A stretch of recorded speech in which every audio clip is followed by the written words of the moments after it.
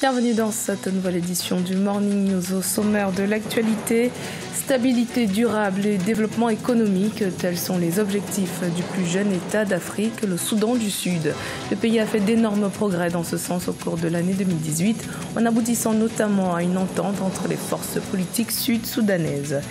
Violation de la liberté de la presse, répression des opposants, attaques et tortures visant des défenseurs des droits de l'homme, des accusations qui visent les autorités tanzaniennes. Les bailleurs de fonds menacent de cesser toute donation. Et puis, seuls 30% des 6 millions d'hectares de terres fertiles sur l'ensemble du territoire guinéen sont aujourd'hui exploités. Face à ce constat, le gouvernement a décidé de soutenir la production agricole locale. Une banque d'investissement sera créée.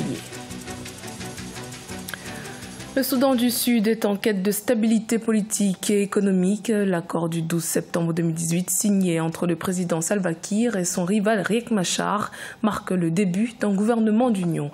Les explications de Corinne Kamse.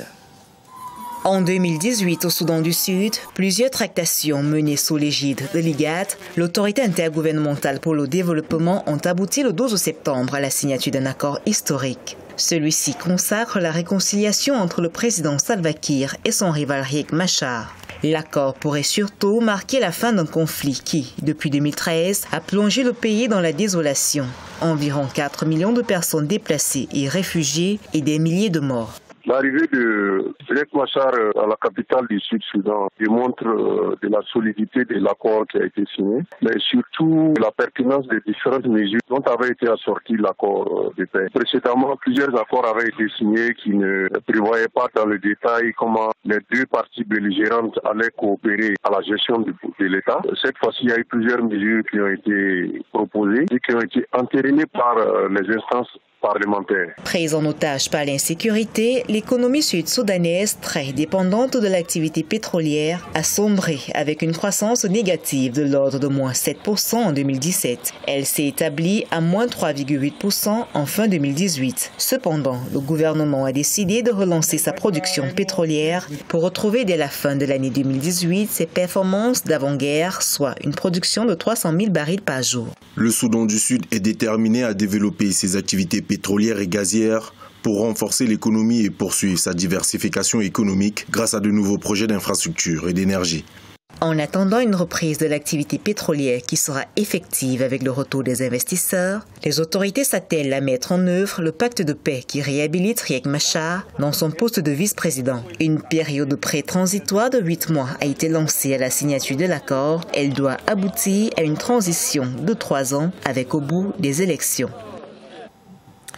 Le président burkinabé Roch Marc Christian Kaboré a déclaré l'état d'urgence dans 6 régions du pays ce lundi 31 décembre. Une mesure qui vise à lutter contre le terrorisme.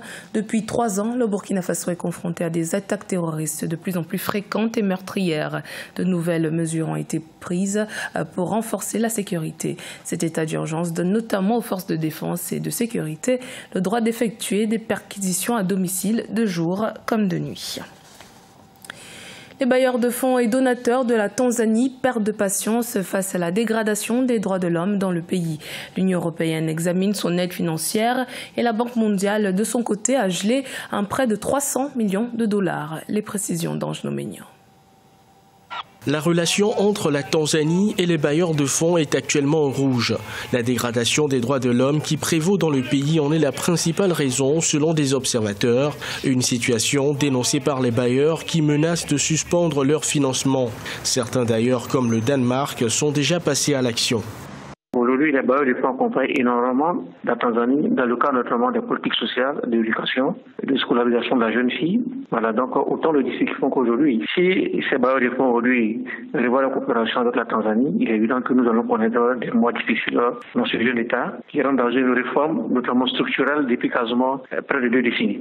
Les accusations contre le président Magufuli ne sont pas nouvelles. Violation de la liberté de la presse et d'expression, répression des opposants ou attaques et tortures torture visant des défenseurs des droits de l'homme, pour ne citer que ceux-là. Et pourtant, la menace des bailleurs de fonds semble ne pas inquiéter le président Magufuli. Lorsque la communauté internationale rappelle à l'ordre, notamment les pouvoirs en place, on joue la carte nationaliste, c'est-à-dire que le populisme avec la montée notamment du nationalisme parfois béant. En Tanzanie, malgré que vous avez notamment l'appui des bailleurs de fonds, mais il y a une forte présence issue notamment du monde arabe, le Golfe Persique. Il y a beaucoup notamment de porteurs économiques qui viennent notamment de l'autre côté de l'Asie, qui tiennent l'économie informelle. L'Union européenne et la Banque mondiale ont annoncé qu'elles comptaient geler un prêt de 300 millions de dollars pour l'éducation des filles en guise de protestation contre une mesure visant à expulser des écoles les jeunes femmes enceintes et leur interdisant de poursuivre leur scolarité après l'accouchement. Afin de dynamiser la production agricole locale, le gouvernement guinéen entend mettre en place une banque d'investissement pour les femmes et les jeunes. Dans ce secteur, la production locale ne représente que 30% du potentiel agricole du pays. Mathilda Diaby.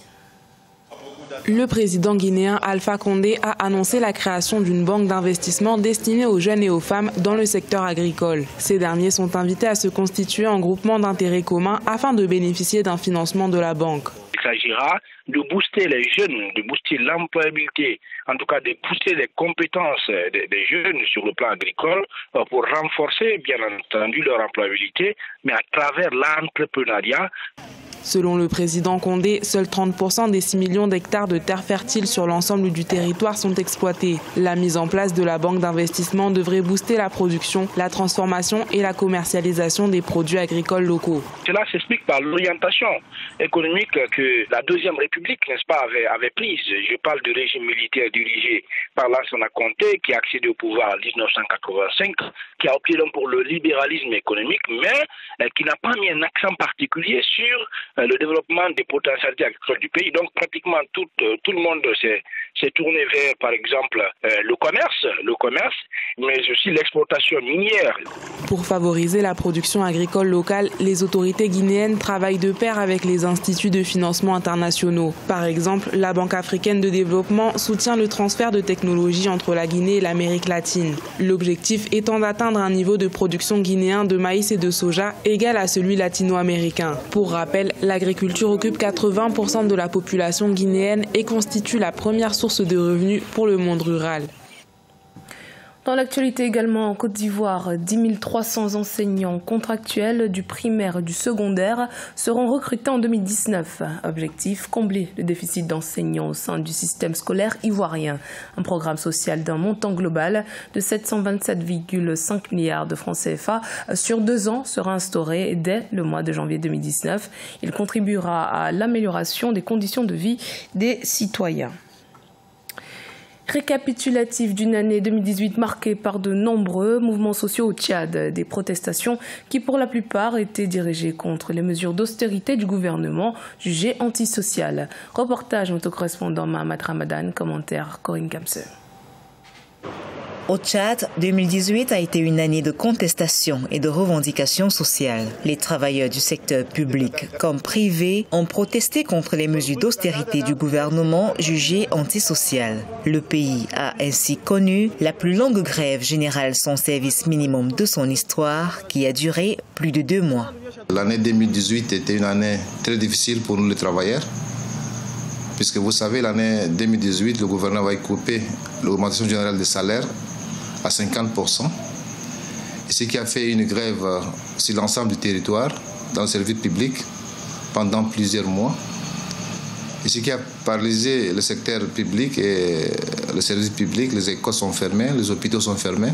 Et Dieu merci, nous avons eu d'abord un premier accord en mars, et puis un second accord que nous venons d'avoir en octobre, le 16 octobre. Pour certains acteurs, si l'année 2018 a été très mouvementée par des contestations sociales, elle a été aussi une année riche en dialogue et en consultation entre les autorités centrales et les organisations syndicales qui ont conduit parfois à des signatures d'accords. Nous réjouissons du fait le dialogue des uns et des autres ont pris le dessous. Ceci a permis de mettre en place un accord. Et quand j'ai dit que l'année 2018 a été une année de dialogue, du fait que, à part le syndicat et le gouvernement qui ont trouvé un compromis salutaire. Il faut aussi se dire que cette année aussi a vu les acteurs politiques qui se sont mis d'accord pour mettre en place une CNDP réactualisée. C'est aussi des avancées. Dans le domaine de la réinsertion sociale, l'année 2018 a été une période difficile pour les jeunes diplômés sans emploi. Le taux de chômage a atteint 26% et a touché généralement la classe d'âge comprise entre 15 et 30 ans. C'était le journal de la rédaction. Merci de votre fidélité. Dans un instant, une nouvelle édition de l'actualité sur Africa 24.